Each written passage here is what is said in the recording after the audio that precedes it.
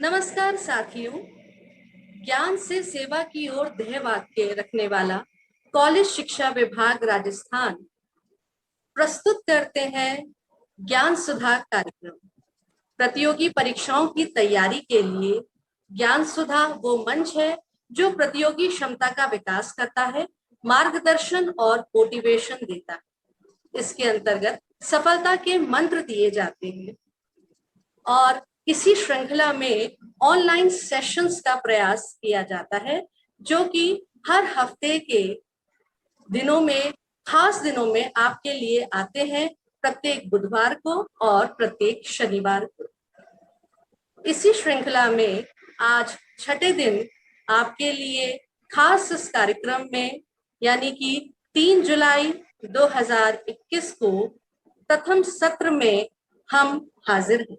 हम आपके लिए जो खास कार्यक्रम लेकर के हाजिर हुए हैं उसमें बात करेंगे याद करने, दोहराने और लिखने के कौशल के बारे में, जिसमें रिकॉल, रिवीजन और राइटिंग स्किल पर प्रकाश डालने के लिए हमारे मार्गदर्शक जो हमारे संग हैं वो हैं doctor Pramod Kumar, RAS, assistant registrar, department of cooperatives, Rajasthan. इस कार्यक्रम की मॉडरेटर मैं डॉक्टर श्रुति टंडन एक बार इस मंच से आप सभी का स्वागत करती हूँ, अभिनंदन करती हूँ। आज हमारे बीच शख्सियत मौजूद है डॉक्टर प्रमोद कुमार जी। वो 2012 आरएस के बैच से क्वालिफाइड है। MA, MPhil, net, PhD, SRF degree हासिल करते हुए बहुत सारे प्रतियोगी संस्थानों में आपने शिक्षण कार्य भी किया है। राजस्थान के विभिन्न प्रतियोगी संस्थाओं में अध्ययन कराते हुए विभिन्न पुस्तकें भी लिखी हैं और बहुत सारी जगहों पर मोटिवेशनल स्पीकर के रूप में भी अपना योगदान दिया है। हम इस मंच से आपका स्वागत करते हैं और अभिनंदन करते हैं। आपका बहुत बहुत स्वागत है सर। नमस्कार आपका। और सबसे पहले शिक्षा विभाग में कमिश्नर हमारे सम्मानीय सर नायक सर का बहुत बहुत आभार व्यक्त की आपने मुझे ये मंच उपलब्ध करवाया, और जो ये पहल और नवाचार है वो वाकई हम सब के लिए बड़ी ही फायदेमंद रहेगी, ऐसी मैं मंगल कामना करता हूँ। बहुत बहुत स्वागत करते हुए सर, किसी भी प्रतियोगी परीक्षा में याद करना, दोहराना और लिखने का कौशल वो बेसिक बातें हैं जो हर प्रतिभागी ध्यान रखने की कोशिश जरूर करता है, पर कई बार ऐसा होता है कि वो उसे सही ढंग से नहीं समझ पाता। आपका इस दिशा में मार्गदर्शन हम सभी की मदद करेगा। कृपया प्रकाश डालें। बिल्कुल लाजमी सवाल है मैम आपका ये, और आपकी इस प्रश्न का जो है मैं शुरुआत एक लाइन से करना चाहूंगा कि बात निकलेगी तो फिर दूर तलक जाएगी। लेखन शैली भी वही बात है जो आपकी कलम के माध्यम से जा रही है।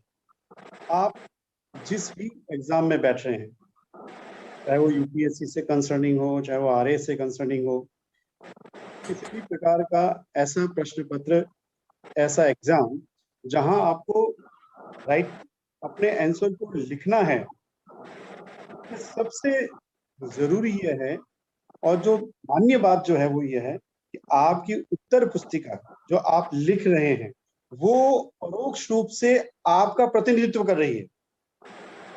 एग्जामिनर के सामने वो जो आपकी उत्तर पुस्तिका पढ़ी, आपके आंसर शीट पढ़ी है, वो आपके पूरे ज्ञान का, आपके व्यक्तित्व का, अब तक आप द्वारा सीखे गए संपूर्ण जो होलिस्टिक नॉलेज है वो उसको प्रकट करता है। इसलिए राइटिंग स्किल का एक बहुत बड़ा रोल किसी भी प्रतियोगी परीक्षा में रहता है। अगर हम बात करना चाहें यूपीएससी में लगभग 2025 में से 1750 और आरएएस में 900 में से 800 नंबर तो लिखित परीक्षा की है। तो ये अपने आप में आप काट सकते हैं कि आपकी लेखन कौशल, आपका राइटिंग स्किल ही ये निर्धारित करता है, ये तय करता है कि आप कितने सफल होंगे और नहीं। क्योंकि विषय जो मुझे उपलब्ध करवाया गया है उसमें recall, revision and writing skill, recall और रिवीजन बहुत कुछ मिलती जुलती चीजें भी हैं और बहुत ही नजदीकी चीजें हैं। यद्यपि मैं अपनी बात की शुरुआत राइटिंग स्किल से पहले आरंभ करूंगा, फिर हम रिकॉल और रिवीजन पर भी बात करेंगे। बिल्कुल सही कहा आपने कि बहुत ही महत्वपूर्ण आयाम होता है किसी भी कॉम्पिटिटिव एग्जाम का आपका राइटिंग स्किल। तो वो कौन से पूर्व शर्तें हैं जो लिखने के कौशल से संबंधित हैं? आप हमें इस दिशा में मार्गदर्शन दीजिए। बिल्कुल सही फरमाया मैम कि जब बात हो रही है लेखन कौशल की, तो कौशल शब्द ही अपने आप में कोई यकायक रातों रात तो पैदा होता नहीं है। इस कौशल को, इस स्किल को डेवलप की जाती है। स्किल व्यक्ति अपने साथ पैदा होके भी नहीं रखता है, समय के साथ और अनुभव के साथ, अभ्यास के साथ इस स्किल को डेवलप किया जाता है। जी जैसा कि अक्सर हम सुनते हैं कि एक अच्छा वक्ता वही होगा जो पूर्व में कभी अच्छा श्रोता रहा, या दूसरे शब्दों में अच्छा वक्ता बनने के लिए अच्छा श्रोता होना बहुत जरूरी है। ठीक उसी प्रकार से एक अच्छा लेखन आप तभी कर पाएंगे, एक आप अच्छे लेखक तभी बन पाएंगे, आप एक अच्छे लेखन कौशल से तभी युक्त हो पाएंगे कि जब आप पूर्व में अच्छे पाठक रहे हों। बिल्कुल। जैसा कि ज्ञान सुधा कार्यक्रम के यूट्यूब पे जो वीडियोस अपलोड हुए हैं, मैंने कुछ वीडियोस देखे हैं। उसमें से मैंने संदेश नायक सर का एक वीडियो देखा था। उसमें कमिश्नर सर एक बात कहते हुए दिख रहे हैं कि वेल रीडर बनो।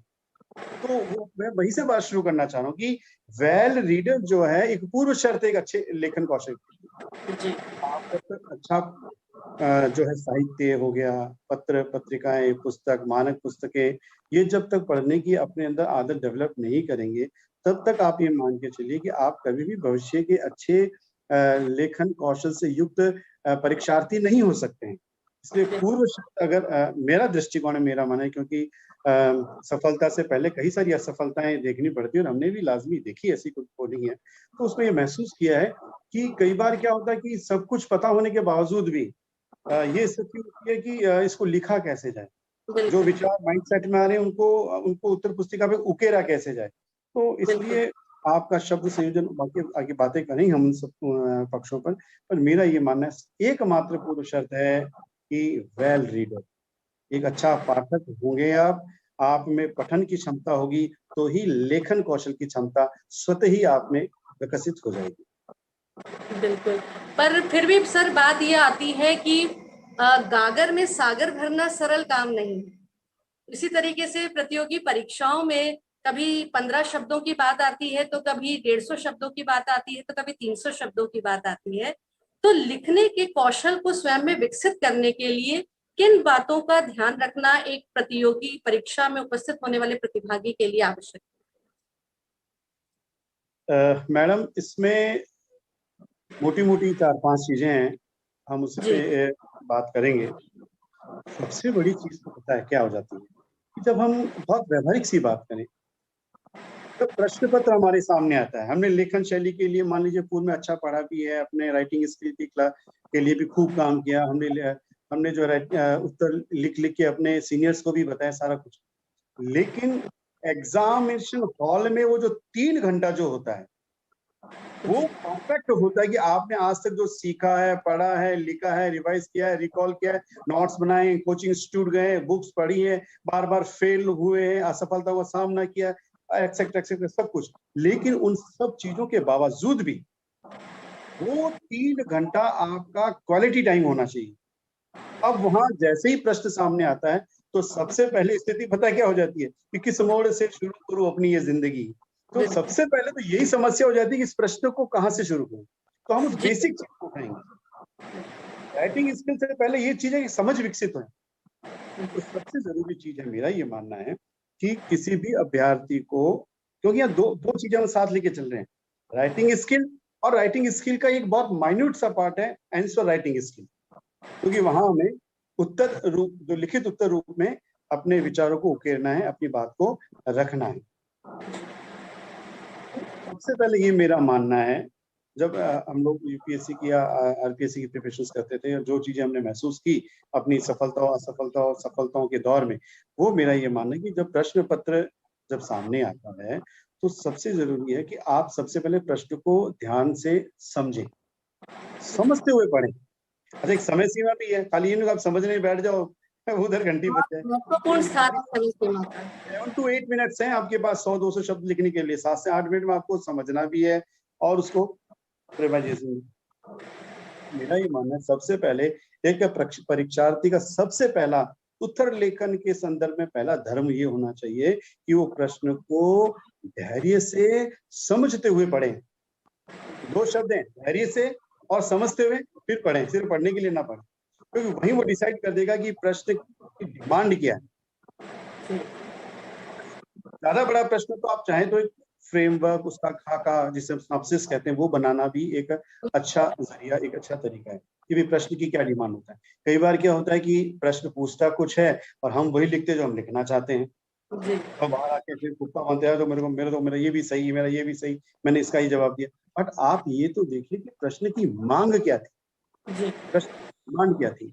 इसलिए यहाँ एक शब्द है कि प्रस्तुतिकरण पर पूरा ध्यान दिया जाना चाहिए। प्रेजेंटेशन ऑफ योर आंसर जो है वो प्रॉपर उस वे में होना चाहिए। और इसमें बहुत सारी चीजें हैं, जैसे हमने पहली बात की कि फर्स्ट पॉइंट कि हमें प्रश्न को धैर्य से समझते हुए पढ़ना। सेकंड स्टेप, संभवतः हो तो हमें उसका एक छोटा सा फ्रेमवर्क खाका बना लेना चाहिए। कई लोग दिमाग में भी बना लेते हैं, कई पीछे रफ पेपर होता है उसमें भी खाका बना लेते हैं, ये पॉइंट मुझे इसमें मेंशन करना है।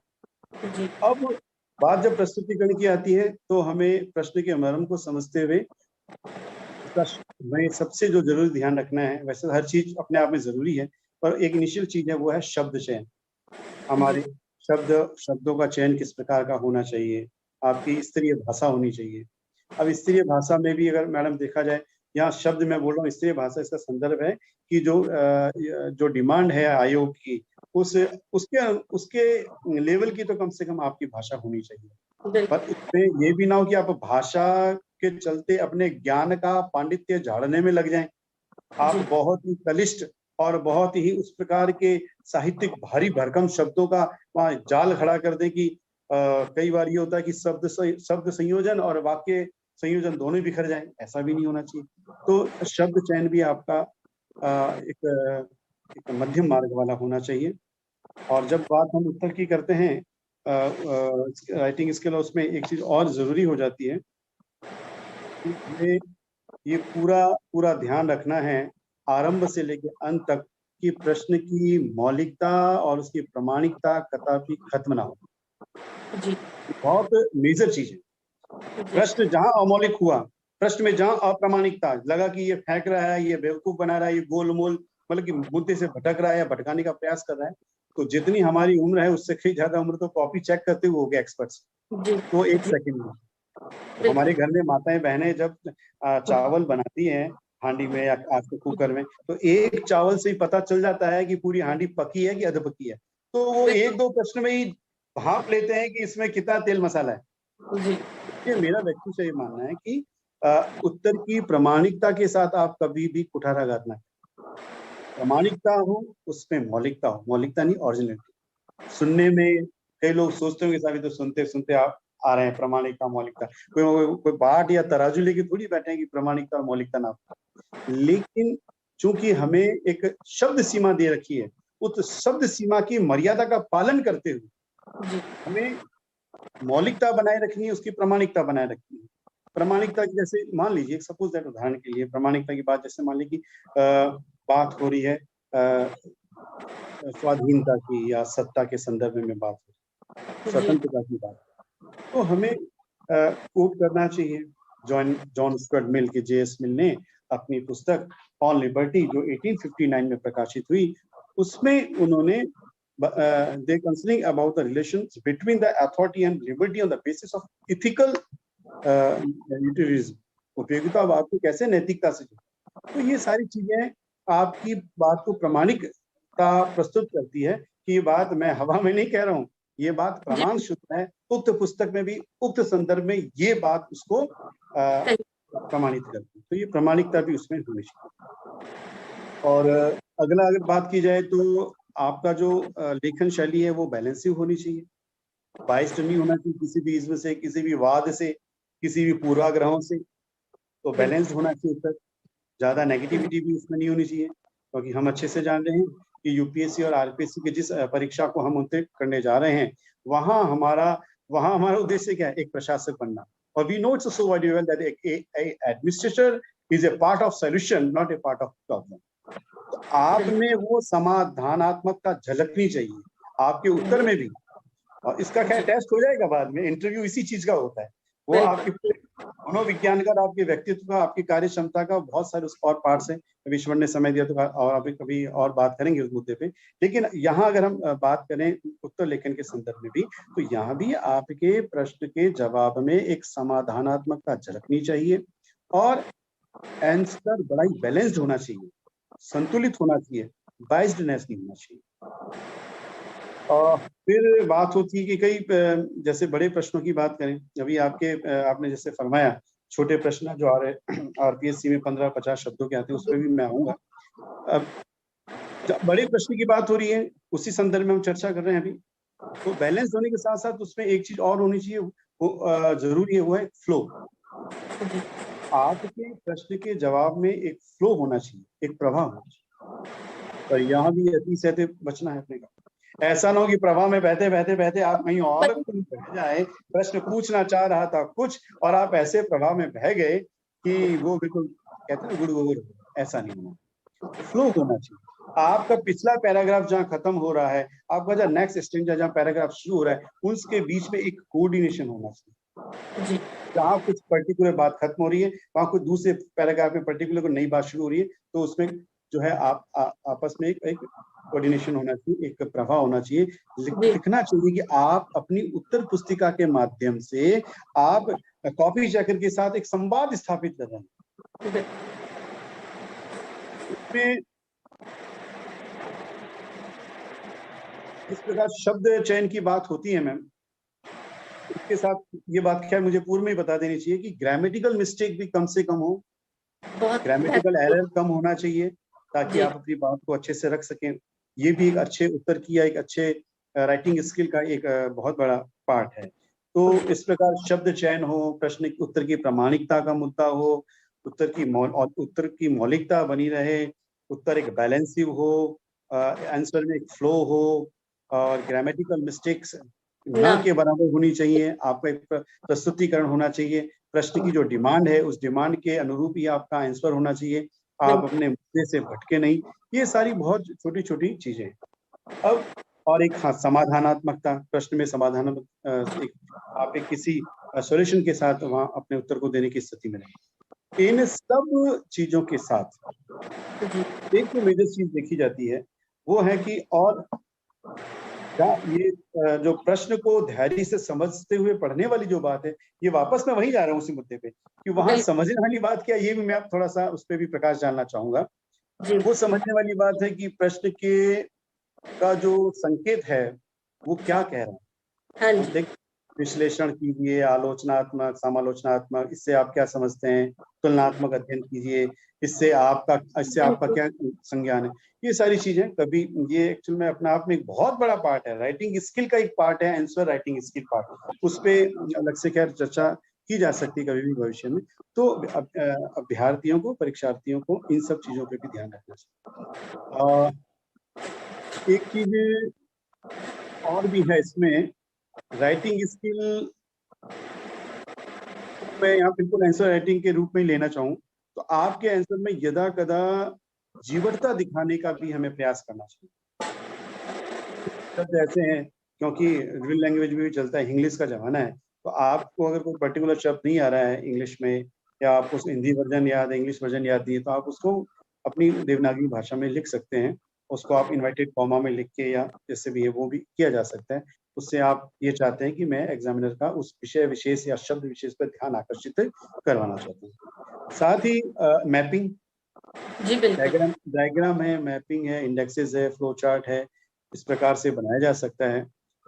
जैसे बात की जाए IR का पोर्शन हम पढ़ रहे हैं, भारत पाकिस्तान का कोई इशू पढ़ रहे हैं, भारत चाइना का कोई इशू पढ़ रहे हैं, तो आप उस पर शो कर सकते हैं, नक्शा बना सकते हैं, नक्शा बना के, और जो पर्टिकुलर जो जिस एरिया को लेकर जो प्रॉब्लम है उसको अपन हाईलाइट करते हुए अगर दिखाएगा कोई भी विद्यार्थी, तो ये बात है, उससे अपेक्षाकृत अच्छे नंबर मिलने की ज्यादा संभावनाएं बहुत बनी। बारीक विश्लेषण आपने किया सर, और ये सारी वो महत्वपूर्ण बारीकियां हैं जो अगर एक उत्तरदाता ध्यान रखता है उत्तर देते समय, तो वो बहुत अच्छे अंक इस माध्यम से प्राप्त कर सकता है। अब हम आपसे निवेदन करते हैं, इसलिए अब आप हमें याद रखना और दोहराना, इन पर प्रकाश डालते हुए मार्गदर्शन प्रदान कीजिए। मैम, मैं अपने सभी श्रोताओं को, प्रबुद्धजनों को ये बताना चाहूंगा कि जैसे अभी हम बात कर रहे थे राइटिंग स्किल पर, तो we know it's also very well that writing is a very very very personal thing. जैसा मिस्टर प्रमोद लिख सकता है वैसा मिस्टर रमेश लिखे, कोई जरूरी नहीं।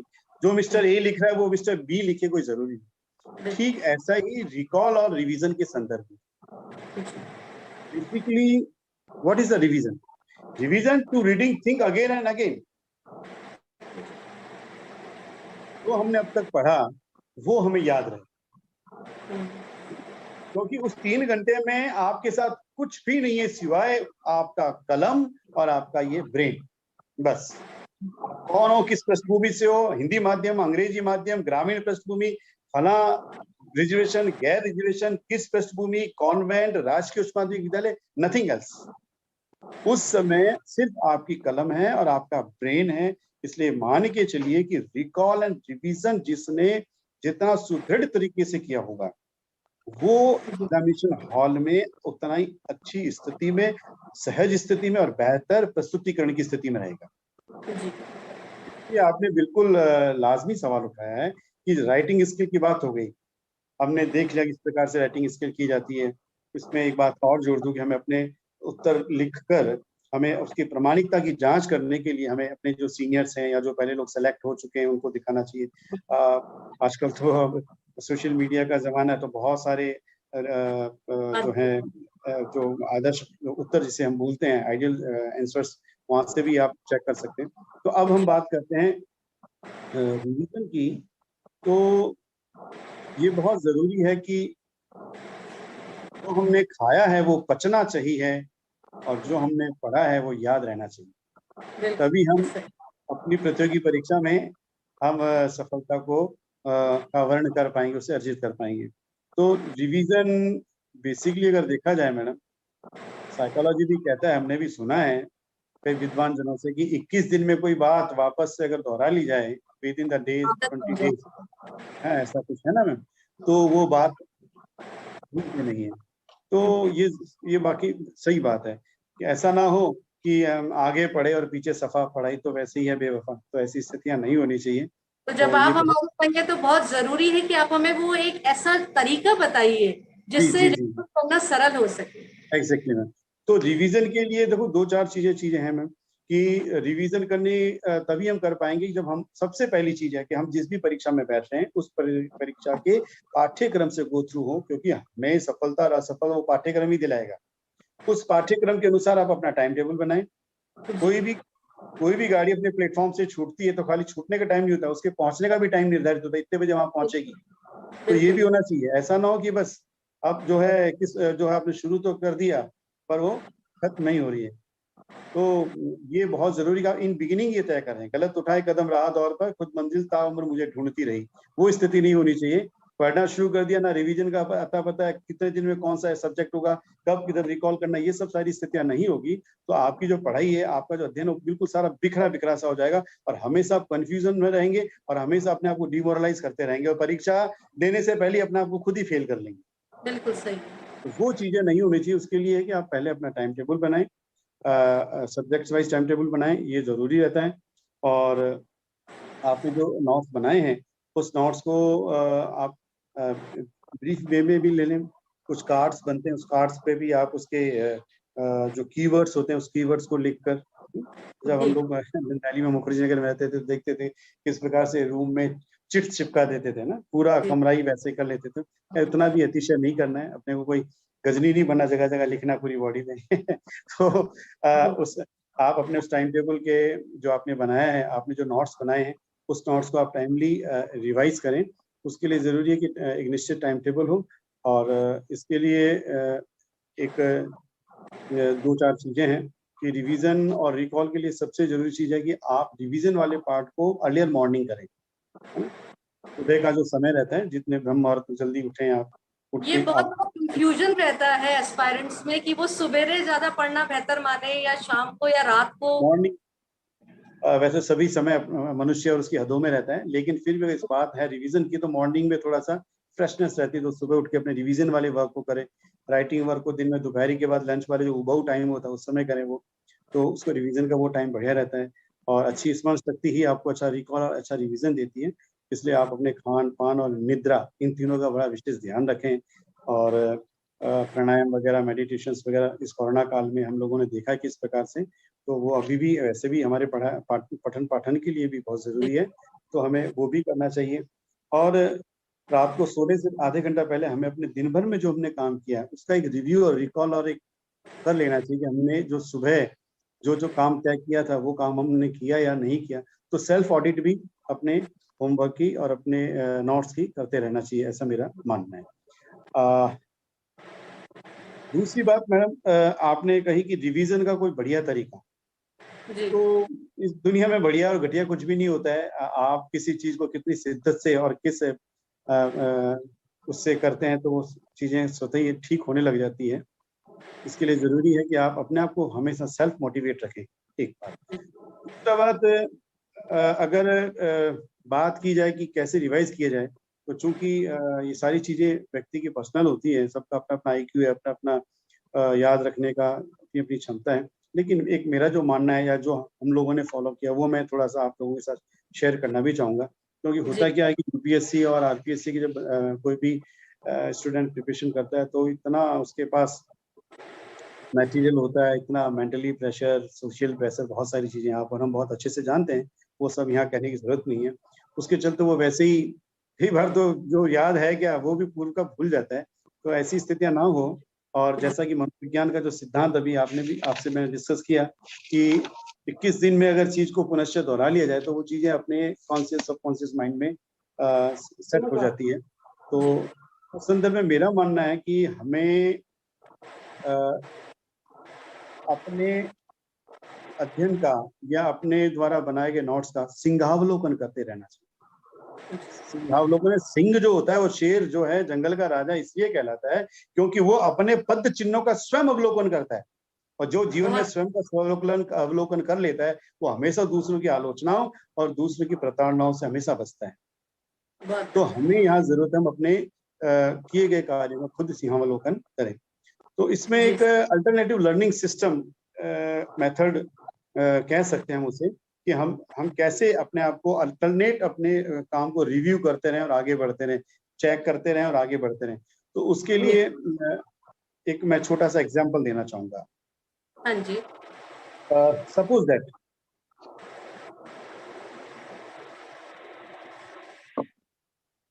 श्रोताओं के सवाल अपन एक बराबर आते जा रहे हैं कि आपकी बातें भी सुनना बहुत जरूरी है, लेकिन सवालों को देख के लग रहा है कि लोग कितना कुछ आपसे जानना चाह रहे हैं। बस तो अगली ये इसको सर जानने के बाद जी हम श्रोताओं के सवाल लेकर के तैयार हैं आपके लिए। जरूर मैम, यथा सामर्थ्य मैं उत्तर देने का पूरा प्रयास करूंगा। जी सर। तो रिकॉल एंड डिवीजन की अगर बात करें तो alternative learning system is the best method of revision and recall of your notes. जी। एक उदाहरण है, सपोज दैट मान लीजिए कि हम पढ़ रहे हैं ज्योग्राफी और ज्योग्राफी के हमारे पास 10 चैप्टर है। ओके, अब अमूमन विद्यार्थी क्या करता है, जैसे उदाहरण के लिए अपने 1 जुलाई को बैठे पढ़ने, 1 जुलाई को पहला लेसन, 2 जुलाई को दूसरा लेसन, 3 जुलाई को तीसरा लेसन, ऐसे करता है वो 1 2 3 4 10 तारीख तक वो 10 लेसन तैयार कर लेगा, पढ़ लेगा। और 10 लेसन तैयार करने के बाद फिर उसने वो क्या हुआ कि आगे बढ़ा और पीछे सफा वाली स्थिति हो जाती है। वो रट्टे भी मारने की कोशिश करता है, वो रट्टे भी मारने की कोशिश करता है। अब होता है क्या कि उसने 1 तारीख से लेके 10 तारीख के बीच में 10 चैप्टर्स को 1 टाइम पढ़ लिया। फिर बाधक तत्व भी बहुत है, मोबाइल, व्हाट्सएप वगैरह, फिर वो सबको करना हो, मैंने 10 चैप्टर क्लियर कर लिए, उसका महिमा मंडन बखान भी करेगा अपने मित्रों में, परिवारजनों में। ठीक है मैम, तो अब होता है क्या कि वो रिकॉल तो कर ही नहीं पाया, वो तो खाली रीडिंग कर पाया या रिवीजन कर पाया। जी। तो मेरा ये मानना है कि ये गलत तरीका है, ऐसा नहीं करना चाहिए। 1 तारीख को हमें पहला चैप्टर उठाना है, 2 तारीख को दूसरा चैप्टर, 3 तारीख को तीसरा चैप्टर, 4 जुलाई को चौथा चैप्टर। मैं जुलाई की बात लेके चल रहा हूँ, ठीक है ना। 4 जुलाई तक प्रमोद कुमार ने 4 चैप्टर पढ़ लिए, तो अब 5 तारीख को मुझे 5वां चैप्टर नहीं पढ़ना है। अच्छा, मुझे 5 तारीख को जो अब तक 4 चैप्टर पढ़े हैं, 1, 2, 3 और 4, इन चारों चैप्टर का मुझे 5 जुलाई को रिवीजन एंड रिकॉल कर लेना चाहिए कि मैं जो मैंने पढ़ा है उसको वापस रिकॉल कर लूं। अच्छा, फिर नेक्स्ट आती है 6 तारीख की। 6 तारीख को 5वां चैप्टर पढ़ूं, 7 तारीख को छठा, 8 को, ऐसे करके मैं 9 तारीख आते आते 8वें चैप्टर पे आ जाऊंगा। अब नेक्स्ट 9 तारीख तक 8 चैप्टर पढ़ने के बाद मुझे 10 तारीख को क्या करना है, चैप्टर 5 to 8 का मुझे रिकॉल एंड रिवीजन करना है। तभी मैं 13 तारीख पे चैप्टर नंबर 9 को, 11 तारीख पे चैप्टर नंबर 9 को और 12 तारीख पे चैप्टर नंबर 10 को पढ़ूंगा। फिर मैं 13 तारीख को क्या करूंगा, चैप्टर 9 to 10 का वापस से रिकॉल रिवीजन करूंगा। बहुत बढ़िया, बहुत बढ़िया। अब ये बात हो गई 13 तारीख तक। अब हमें क्या करना है कि हमें 14 तारीख को चैप्टर 1 to 5 को और 15 तारीख को चैप्टर 6 to 10 को। आप ये देखिए मैडम कि हमने दिनांक 1 तारीख से और 15 तारीख तक, यानी 15 दिवस में 10 चैप्टर का कितना रिकॉल किया, 3 रिकॉल किए। कैसे? चैप्टर नंबर 1 को मैंने 1 जुलाई, 5 जुलाई और 14 जुलाई 3 बार पढ़ लिया। दिन कितने लगे? 15। काम कितना हुआ? 3 गुना। और ये 3 गुना वहां हम करते 30 दिन में और रिकॉल नहीं कर पाते। तो लगभग महीना, सवा महीने का काम हमने आधे महीने में कर लिया। और प्रोडक्टिविटी कितनी आई है, क्वालिटी कितनी आई है? 3 गुना आई है। क्योंकि जब तक हम उसे नहीं वापस रिकॉल समय समय पे करना बहुत जरूरी है। तो ये मेरा मानना है, ये मेरा व्यक्त हो सकता है, किसी अन्य लोगों का कोई अलग मेथड हो सकता है, पर जो हमने फॉलोअप किया है इसे, तो इसके अच्छे परिणाम भी आते हैं। और आपने जो पढ़ा है उसको आप जब रिकॉल करते हैं तो धीरे धीरे आपका कॉन्फिडेंस डेवलप होता है। और आदमी, और ऑब्जेक्टिव के मामले में मैं बता दूं, ऑब्जेक्टिव के मामले में हम उस स्थिति में आ जाते हैं कि जो मैंने पढ़ा है उसमें से छोड़ूंगा नहीं और बाहर वाले को छेड़ूंगा नहीं, माइनस मार्किंग है। बिल्कुल सही कहा सर आपने, बिल्कुल सही कहा। वो कॉन्फिडेंस भी आप में धीरे धीरे डेवलप होने लगे। बिल्कुल सर, आपका ये अनुभव यकीनन सभी के लिए लाभकारी है। और आपने जो बातें अभी हमसे साझा करी हैं वो कहीं ना कहीं इन सवालों में आई हैं जो मैं देख रही हूँ, पढ़ रही हूँ। और आपके लिए प्रतियोगी परीक्षा की तैयारी करने वाले छात्र लिख रहे हैं। और अब हम तैयार हैं आज के 5 सवालों को लेकर के प्रमोद सर के लिए। आपसे पूछने के लिए लिख करके भेजा था कि ट्रिक्स जिससे एग्जाम के टाइम सारे फैक्ट्स टिप्स पर हम याद करें। तो मेरे ख्याल से इनके सवाल का जवाब तो बिना पूछे ही आपने हमें उत्तर के रूप में दे दिया है। पूछ रहे हैं कि हमें कोई आंसर याद है, लेकिन जब कोई टीचर अचानक हमें बोलने के लिए कहता है तो हम भूल जाते हैं। और ये भी एक बहुत बड़ी समस्या है कि जब कोई हमें पूछता है तो एकदम वैसा ही आंसर जो हमने पढ़ा है, हमें याद है, वो कई बार नहीं बोला जाता। तो इनकी समस्या का आप समाधान बताइए। अच्छा, बहुत ही व्यवहारिक सा प्रश्न है कि जब पूछा जाता है तो तपाक से भूल जाते हैं। ये स्थिति कब आती है कि जब हमारे सोचने के स्तर में और हमारे बोलने के स्तर में अंतर्द्वंद पैदा होता है। और ये अंतर्द्वंद तभी पैदा होता है जब समझ के स्तर पर हम चीजों को उस रूप में नहीं ले पाते हैं जिस रूप में हमें लेनी चाहिए। जैसे सपोज दैट, मान लीजिए मिस्टर सोनी जी पूछ रहे हैं ना, सपोज दैट मान लीजिए सोनी जी पूछ रहे हैं। सोनी जी, किसी ने पूछ लिया आपसे, अरे भाई बताओ संविधान किसे कहते हैं। और सपोज दैट मान लो आपसे वर्बली नहीं पूछा, आपसे आरएस में पूछ लिया 15 शब्दों में संविधान किसे कहते हैं। तो ये तो अपने आप एक बहुत बड़ी समस्या हो गई कि विश्व के सबसे बड़े संविधान को 15 शब्दों में बताना कैसे रहा। क्योंकि आप मैडम, आपने कहा था ना गागर में सागर, तो ये तो तभी हो पाएगा कि आपने उस विषय को उस स्तर से पढ़ा हो। जैसा आपने कहा कि हमें वैसे तो सब याद रहता है, उस समय भूल जाते हैं। इसलिए भूल जाते हैं क्योंकि आपके मन मस्तिष्क में या उस चीजों को क्रमिक रूप से क्रोनोलॉजी में रखने की वो चीजें पैदा नहीं हो पा रही होती। तो इसलिए जरूरी है आपको कि आप अपने जैसे कुछ ग्रुप बनाएं, अच्छे स्टूडेंट्स का ग्रुप बनाएं, व्हाट्सएप के ग्रुप भी तो बना रहे हो परिवारों के बड़े बड़े, तो ऐसे अपने 2-4 अच्छे दोस्तों के ग्रुप बनाएं, उसमें आप अपने आंसर लिखें, उनसे वापस पूछें कि इसमें और क्या कमी रह गई। जैसे अभी मैंने बोला कि संविधान किसे कहते हैं, तो मेरा जी मानना है कि संविधान किसी भी देश की सर्वोच्च विधि है, ये तो हमें पता होना चाहिए ना। The superior law of a country, संविधान किसी भी देश की सर्वोच्च विधि है जिसमें शासन के अंग, उनके कार्य, परस्पर संबंधों का उल्लेख होता है और जिसके प्रावधानों के अनुसार देश के शासन का संचालन होता है। तो ये चीजें हमें बिल्कुल तभी धीरे धीरे धीरे हमारे व्यक्तित्व में, हमारी लेखन शैली में तभी आएगी कि हम इस पर प्रैक्टिस करेंगे, क्योंकि हम अपनी प्रैक्टिस तीव्र स्वामी से जानना चाहते हैं कि उन्होंने दो बातें पूछी हैं कि आजकल ऑब्जेक्टिव परीक्षा ज्यादा होने के कारण लिखने की आदत खत्म हो गई है, तो क्या करें। और इसी से जुड़ता हुआ वो पूछ रहे हैं कि इस कारण से प्रशासनिक परीक्षा में लिखते हुए पेपर पूरा नहीं हो पाता है, तो इसके लिए हम क्या करें। ये है रमेश स्वामी जी। स्वामी जी, बात आदत और जरूरत की है। आदत सुधारी जा सकती है, पर जरूरत है वो तो आपको पूरी करनी ही पड़ेगी, क्योंकि प्रशासनिक सेवा में एक पूर्ण व्यक्तित्व चाहिए। ऑब्जेक्टिव प्रश्न जो आपने पढ़ा होगा, आगमनात्मक और निगमनात्मक अध्ययन पद्धतियां, वो यही तो दर्शाती है। 4 में से चूज करना objective, I know it's so very well, लेकिन जब तक आप अपने 15 और 50, 100, 200, इवन दैट हजारों में लिखना पड़ता है निबंध तो यूपीएससी में, ये सिर्फ इसलिए लिखा जाता है कि आपके व्यक्तित्व को, आपके शब्द, जो सारी चीजें हमने बात की ना, वो आपका पूरा एक व्यक्तित्व एक लेखन शैली के रूप में वहां प्रस्तुत होगा। और इतने से ही उनका मन नहीं भर रहा है, आपका साक्षात आकार जानने के लिए आपका साक्षात्कार भी करवा रहे हैं, वो बुला रहे हैं इंटरव्यू के लिए आपको। तो ये तो अब आदत पड़ गई है, तो आदत तो बदली भी जा सकती है। आदत बिगाड़ने वाले आप हैं, तो आदत को सुधारना भी आपकी नैतिक जिम्मेदारी बनती है। लगातार कोशिशें अच्छी आदतों की दिशा में भी सहायक होती हैं। एग्जैक्टली। मोहम्मद उमर जी का बहुत ही मेरे ख्याल से शायद जो वो लिख रहे हैं वो सबका सवाल है कि एग्जाम टाइम तक हम याद भी करते हैं, दोहराते भी हैं, लेकिन धीरे धीरे मोटिवेशन कम होता जाता है। तो ऐसा क्या करें कि जब तक एग्जाम की डेट आ रही है या हम एग्जाम में अपीयर हो रहे हैं, याद और दोहरावन कार्य को करने के लिए हम कैसे मोटिवेट रहें। शायद मैम खान साहब ने सुना भी होगा, और मैंने अपने पूर्व उद्बोधन में एक शब्द लिखा था, सेल्फ मोटिवेशन जी। सेल्फ मोटिवेशन तो आपको कदापि अपना कम किसी भी शर्त में नहीं होने देना, चाहे प्रीलिम्स हो, चाहे मेंस हो, चाहे इंटरव्यू हो।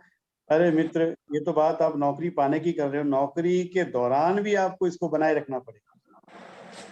सेल्फ मोटिवेशन बाहर से आप बहुत सारी मोटिवेशन, आप स्पीच सुन लो, बहुत सारी बुक्स पढ़ लो, लेकिन खुद के हारे हार है, खुद के जीते जीत। आपने अगर मन बना ही लिया है तो फिर उस मन को नियंत्रण में रखना भी तो आप ही की तो वो एक मॉरल ड्यूटी बनती है। फिर भी आपने प्रश्न पूछा तो एक मैं आपको बताऊं, इसमें सबसे बड़ी चीज है कि प्लीज प्लीज मेरा ये निवेदन है, अपनी परीक्षा के दौरान जब तक आप सफल ना हो जाओ तब तक आप किसी भी नेगेटिविटी को अपने पास ना आने दें। और हमारे समाज, परिवार, घर, आजू बाजू के परिवेश में ऐसे लोग बहुत मिलेंगे, अरे यार फलाने का भी नहीं हुआ, उसका भी नहीं हुआ, वो भी इतने से गया। तो ऐसे लोगों को निवेदन करें कि भैया तू और तेरी नकारात्मक सोच, तेरी नकारात्मक वेव्स हमसे दूर कर। और ईश्वर में विश्वास रखें, अल्लाह ताला में विश्वास रखें। ईश्वर कभी अच्छों के साथ बुरा नहीं करता है। आप अच्छी नेक नियति के साथ उस परीक्षा के लिए बैठे हैं तो आपका मोटिवेशन वो कभी भी, तब तक आपका कोई मोटिवेशन खत्म नहीं होने देगा जब तक कि आप खुद नहीं चाहोगे।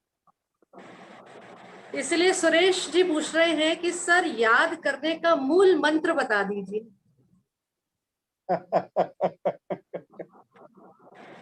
याद करने का मूल, सुरेश जी के सवाल के संग ही मेरा भी सवाल यही है कि चूंकि समय अपनी तीव्र गति से दौड़ रहा है, तो चलते चलते सभी के लिए सुरेश जी के इस जवाब के संग कुछ ऐसी सलाह जो सबके लिए ही मंत्र का काम करे, वो हमें सुरेश जी, रट रट कर टैंकर फुल, आंखें बंद के डब्बा गुल। वो स्थिति हो जाती है ना। ऐसा नहीं होगा। देखिए, आप किसी भी चीज को जब अपने जीवन का अंग बना लेते हैं तो वो स्वतः ही आपके व्यवहार में, आपके कृतित्व में, आपके व्यक्तित्व में वो स्वतः ही इंक्लूड हो जाती, झलकने लग जाती।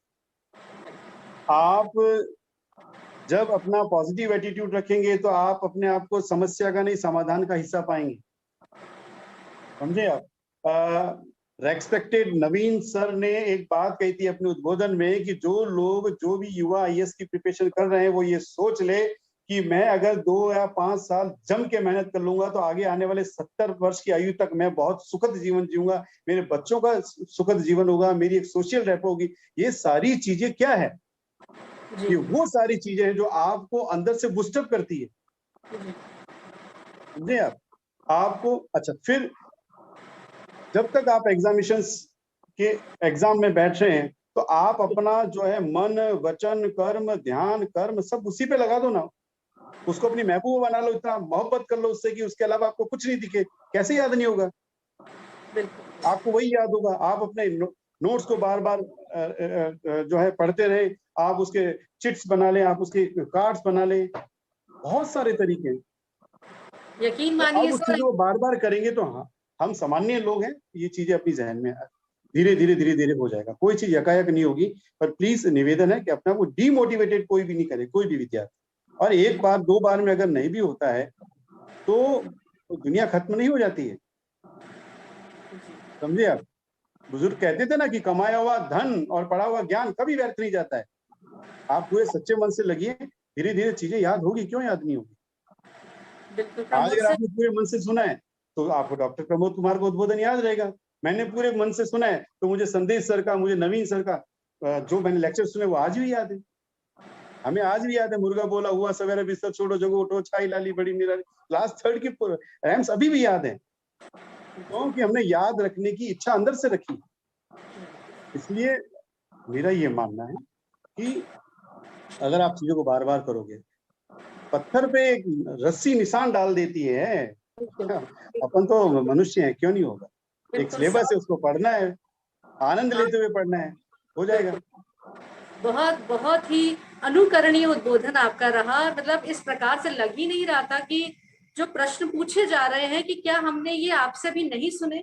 लगभग लगभग प्रश्नों के जो उत्तर थे शायद आपके पूरे इस इंटरव्यू में स्टूडेंट्स तक पहुंचे हैं, और हमारे श्रोता यकीनन दर्शक इसका लाभ उठाएंगे इस विश्वास के संग कि आज डॉक्टर प्रमोद कुमार द्वारा दिया गया सफलता का मंत्र सभी के लिए बहुत ही लाभकारी सिद्ध होगा। आप हमारे से जुड़े, हमारे संग इस कार्यक्रम में अपना समय और अनुभव दोनों दिया, और हमारे प्रश्नों के उत्तर को इतने हंसते मुस्कुराते मोटिवेटेड ढंग से आपने सॉल्व किया। इसके लिए आपका कॉलेज शिक्षा परिवार की ओर से हृदय से आभार और धन्यवाद।